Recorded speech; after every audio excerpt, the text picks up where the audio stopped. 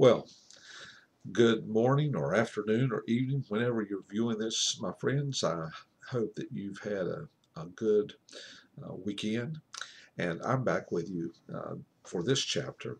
I hope you enjoyed Dr. Keith Essex from the Master's Seminary and also Dr. Christina Hayes from Yale University. I threw their lectures into the mix just to give you an idea of what the setting might be like in a large university, actually being in a seated class. Sometimes um, it helps to just kind of see how others do things. Plus, in choosing those two, I gave you the two kind of big broad spectrums that I talked about in biblical scholarship, those who have uh, and lean toward the view of plenary verbal inspiration. That would have been the Master Seminary. And Dr. Essex, he would have typified that, as many biblical scholars call, a high view of Scripture. And then Christine Hayes, Dr. Hayes, and Yale University, her lectures typified what you would see from those who embrace the documentary hypothesis, or the JE, remember, uh, DP view of Scripture. And, or as some would say, the biblical form criticism type approach to Scripture. And so I hope you kind of trace that and thought of that as you saw their lectures. At any rate, today I'm here to talk with you about Chapter 7, the division of the monarchy, Part 1, and we'll talk about the reign of Solomon and the division of the kingdom, which is typified by the northern kingdom and not the southern kingdom of Judah. When Israel split at the death of Solomon, when his son Rehoboam took the reign, it was about 922 BC, and the northern kingdom, which split away, did so under the leadership of Jeroboam. I'll probably refer to him as Jeroboam the first, because there are two Jeroboams actually who are king in the north. That northern kingdom uh, finally finds a home capital in Samaria, and the northern kingdom is called Israel. You say, well, wait a minute, I thought the United Kingdom was called Israel. Well, it was. But now this northern kingdom, the one composed of the 10 breakaway tribes, is called Israel. The southern kingdom, which has Jerusalem as its capital, and the Davidic monarchy, is called Judah. So you'll want to get those firmly in mind. The northern kingdom, capital of Samaria, is the kingdom of Israel. The southern kingdom is the kingdom of Judah. Its capital is Jerusalem. All right, well, let's talk just a little bit. Solomon was the son of David and Bathsheba, and he, through the work of his mom and Nathan, the spiritual advisor, the prophet, and also the complicity of the priests, and at David's behest, became king instead of his older brother Adonijah. Uh, Many look at Solomon and think of him as the greatest king of Israel. But Solomon was a complex individual. Um, and we'll see some of that a little later in the writing of the book called Ecclesiastes. But Solomon did some great things. But Solomon also had some pretty glaring faults that led to the eventual breakup of the kingdom. Primarily, his ambitious building program uh, is what brought an end to the kingdom in one sense, because to build, you need what? You need money for resources, and you also need laborers, particularly in antiquity when you didn't have all the modern equipment. And to do that, he heavily taxed the people, and they also conscripted the labor of the people. Interestingly enough, his labor secretary, if you will, the guy who was in charge of the conscripted labor, was a guy named Jeroboam. Does that name sound familiar? It should, because he becomes the first king of the breakaway nation of Israel, the northern kingdom. And this labor secretary, if you will, the one who was in charge of the conscripted labor, is an Ephraimite, and he helps break away because the people are so dissatisfied with the heavy taxation and the heavy burden of labor. They're almost slave labor in some extent. And another thing that Solomon does that also causes the breakup of the kingdom is his propensity to marry many wives and to join these foreign wives who in the worship of their gods, of many gods. And so our friend Solomon becomes not only a polygamist, but a polytheist, in that he is worshiping many gods other than just the true living God of Israel. And that's where he began. He began well, but he doesn't end well. And because of that, there at his death, his son Rehoboam, who is the first king of the divided kingdom in the south of Judah, Rehoboam, as the heir of Solomon, is a real knothead. The people come to him and say, "Hey, man, this is a terrible thing. Your dad has made life so hard for us, and please give us some tax relief."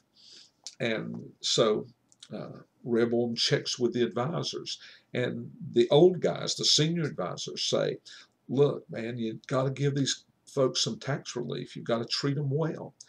But Rehoboam instead listens to his young advisors, and they say, "Man, you just show them, tell them that your dad was bad, but you're going to be tougher and you're going to make their life even more unbearable." And that's what Rehoboam does. And when he does, boom, that's it. The kingdom blows apart, and those 10 tribes follow Rehoboam and form a new nation. Not Rehoboam, but Jeroboam. All right, Jeroboam was told by a prophet that he would receive the 10 tribes. He fled to Egypt away from Solomon, but he returned when Rehoboam became king, and he became the first king of Israel. One of the problems that he had, though, was that in the southern kingdom, they had the temple of God, right? Temple of God. And that's where the Ark of the Covenant was, the presence of God in the Holy of Holies. So how could he compete with that? Because if the people from the north were going to Jerusalem to worship, he'd say, "Wow, maybe someone might stay down there." So Jeroboam, the king of the north, said, "I need to get the folks a place to worship up here." He said to them, he said, "Look, I'm going to set up 2 centers for worship, not just one, but 2. Make it convenient. There'll be a place close to you. There's going to be a golden calf at Dan. There's going to be a golden calf at Bethel. And you can go to either of those 2 sites and worship the Lord, your God, who brought you up out of Egypt." Interestingly enough, those golden calves were a symbol of the Canaanite worship of Hadad, the chief god of the Baals. So right away, the northern kingdom is established in idolatry, and Jeroboam leads the people for about 22 years and then dies. And then Nadab, who is the son of Jeroboam, takes over. But he's not there very long because he is killed by Baasha. Baasha rises up and he kills Nadab, and he wipes out all of the descendants of Jeroboam. Um, but he has a fairly lengthy reign, and then he dies. His son, Elah, then becomes king, but not for long, because guess what? Boom, we have another assassination. Zimri, uh, who is the commander of the chariots. Think of him as the armored division leader in his army. He kills Elah, and he kills all of the descendants, not just of Elah, but of Bashan, the Baasha, the father.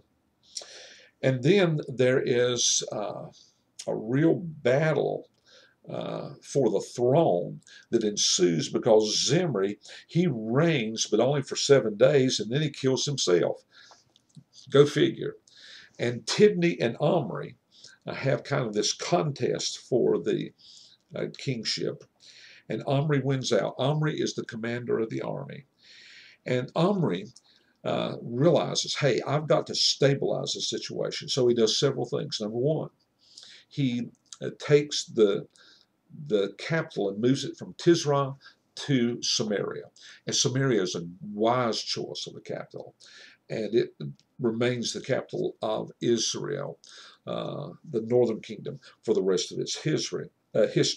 He also set about to establish a monarchy, the peaceful succession of kings, of son after son after son, like the Davidic monarchy in the south, because he knew he needed to stop this assassination, this crazy kind of contested, angry overthrow of one kingship after another, if he wanted to stabilize his country. And he does that. And Omri reigns 6 years in Tisra before he moves to the capital of Samaria. And then he reigns another 12 years there and dies. And his son Ahab succeeds him. Ahab, you probably remember, is the husband of Jezebel. They're quite a pair.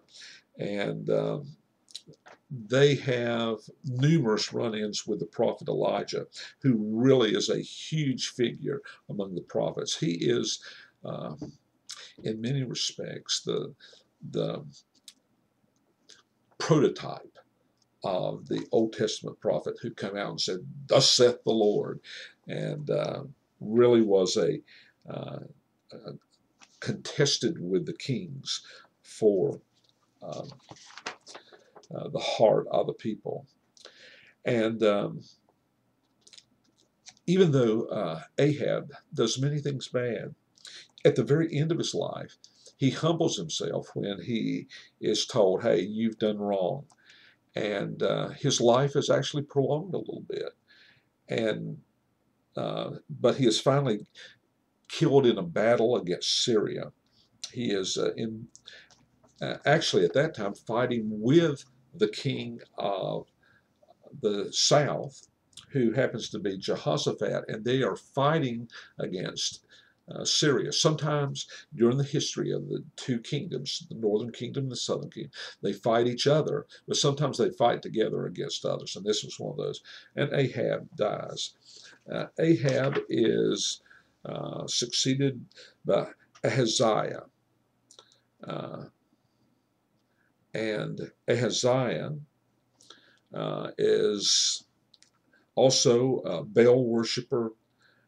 He has about a 2-year reign, and then Jehoram, also called Joram, succeeds him. And after him, the house of Ahab comes to an abrupt end as Jehu, who had been anointed by Elisha, comes and kills them, kills Jezebel, and has a 28-year reign before his death.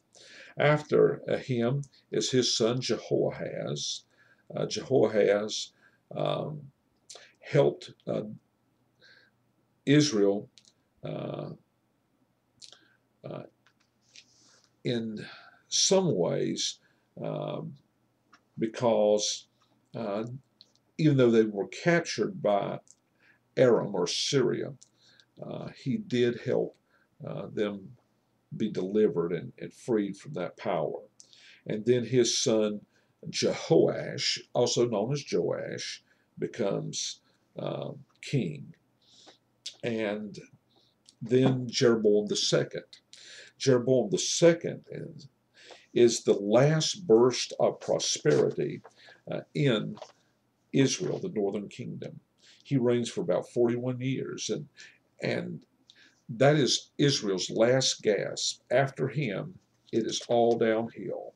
There's Zechariah, who is the son of Jeroboam II.